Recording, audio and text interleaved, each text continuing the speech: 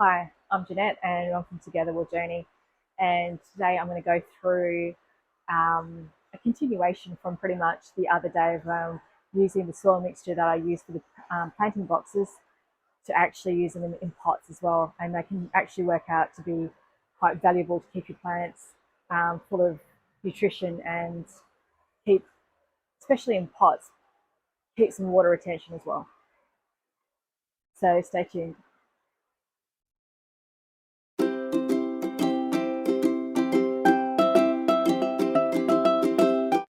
So hi guys, so I'm at my parents' house, right? And I use my parents' place as a nursery. So I leave pots here or plants that are potted here that needs a bit of caring, a bit of TLC, especially while I'm away. But today I've actually dug out some of my plants that I got from my garden bed, and I'm going to be potting them to take them up to my block. So and start getting that garden established. These plants have been established now, and I want them to get used to the soil that I'm going to put them into the pots that I'm going to take them up to my block with. So I have some garlic chives. Oh, gorgeous. I'm going to repot.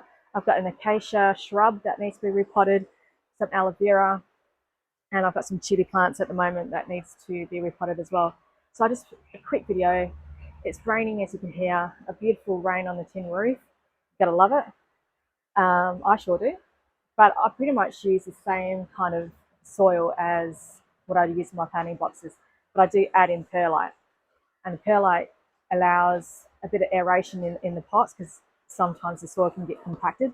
So the perlite gives a bit of aeration in there as well and helps drain any excess fluid because you don't want the plants in the pots to be waterlogged. Even though I'm going to be using vermiculite, which is water retention, because at the same time I don't want the pots to dry out. So far it's worked for me and hopefully it can work for you too. So let's get started. Got to start with some potting mix. The premium, the premium Garden Basic potting mix that you may have heard me describe in the previous episode.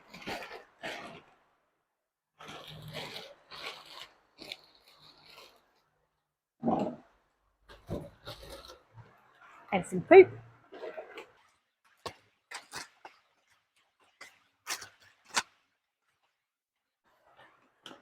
Some vegan fertilizer.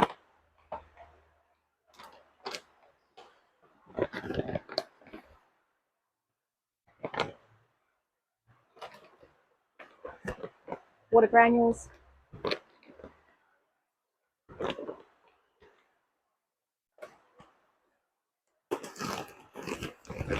Perlite.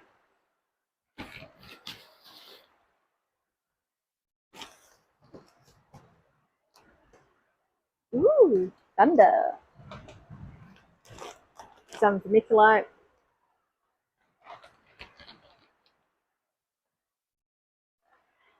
And basically mix it all together. And when you mix it all together, a nice nutritious soil will come about. So here I've just mixed in all that stuff. The thing I did forget is charcoal. I actually ran out, so I didn't get that, but I can always add that in later. That's not a big problem. And it's just good, literally some just good soil with the perlite, vermiculite, and poop and all that good stuff. Hi guys, so I'm literally just going to get the soil from for these garlic chives.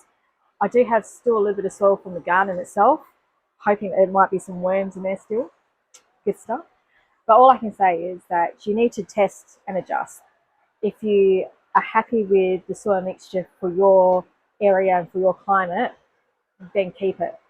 If for some reason it doesn't work, then scrap it. I'm all about testing and adjusting, and if it don't work, it goes. If it does, well then we'll keep it and we can expand on it from there. So there's a few people that I like to listen to and get some good information and ideas from on YouTube. Jeff Lawton's one of them, um, but he lives in Sydney, and sometimes the East Coast is a little bit wetter than the West Coast. Um, the West can be quite dry and you can go through quite a lot of drought. As you can probably hear right now, we're not in a drought at the moment. It is pouring down, and a little bit of thunder here and there as well. But this is literally like our wet season at the moment, and it's only going to last for maybe, well, we're at the end of May now, so June, July, August, September, and October. So we can probably get good 5 months of it being a bit cool and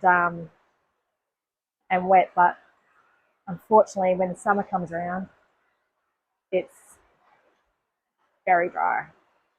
So I've just potted. So I've just potted my garlic chives.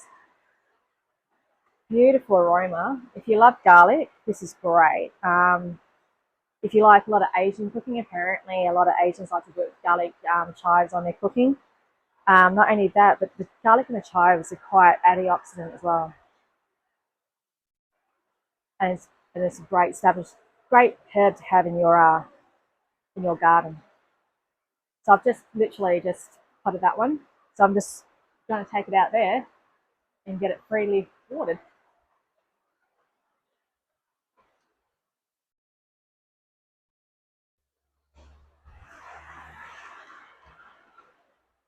Right. Why not use what Mother Nature is going to give us? Free water. Oh, it's coming down now. All right, so this is one of the plants that I actually got from my garden with a resident snail. Poor snail, that's got to hurt.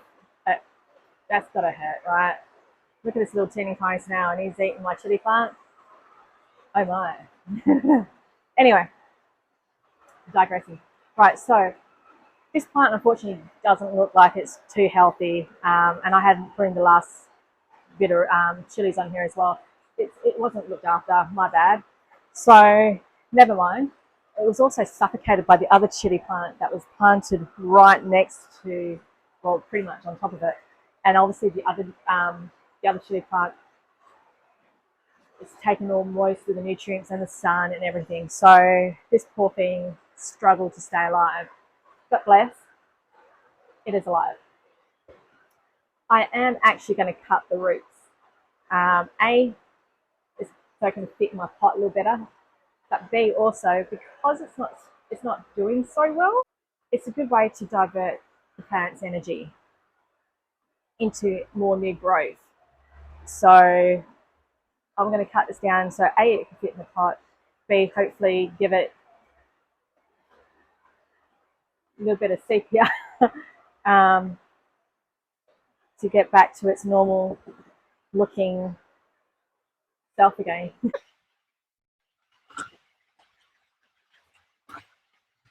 When plants aren't doing well, I find it extremely important to A, prune it back, because when you prune off the dead stuff, it allows the new stuff to grow and grow healthy. So basically, it's taking away that whole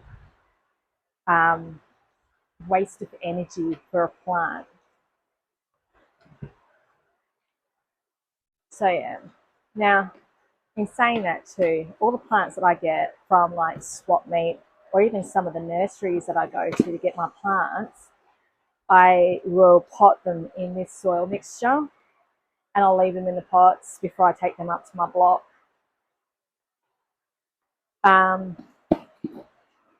Purely for the fact that I don't trust what other people have put in their soil, and they're selling plants and all that. Not necessarily so much the nurseries, but definitely people in Swap Meet. So if it's growing in their backyard in sand, then it's got to be all right. But I like to take them out and literally repot them in this soil mixture, because this soil mixture seems to work for me. I think this pot's actually a little bit too big, but that's okay. The poor thing is now in its pot with its soil mixture, and the snail's still there. Okay. So there's my little snail. There's my little snail there. Also watching a bit of a video as well while I'm doing some planting. It's quite cathartic, really. And soil. Again, this one can go out as well into the beautiful rain.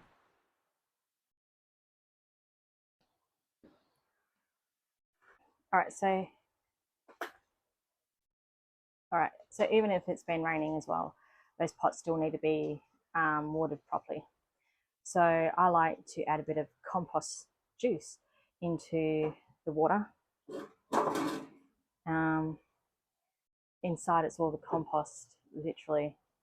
Ooh, a bit of fairy compost all in there as well.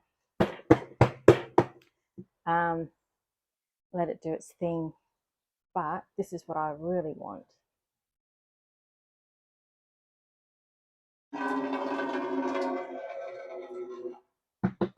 Now, I only use a little bit, just enough to wet the bottom, and then I'll fill it up with water, and I'll water my plants with it. So this is the aloe veras that I've taken.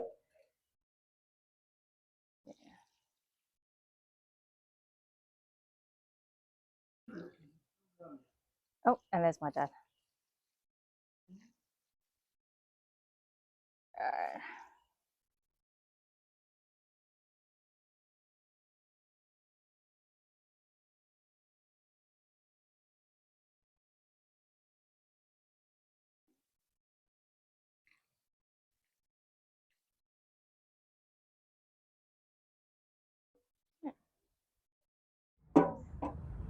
And to end the day in fashion, I am drinking this organic vegan Marlborough Sauvignon Blanc by Gießen. It's actually quite a fruity, citrusy kind of flavour, and it is very tasty.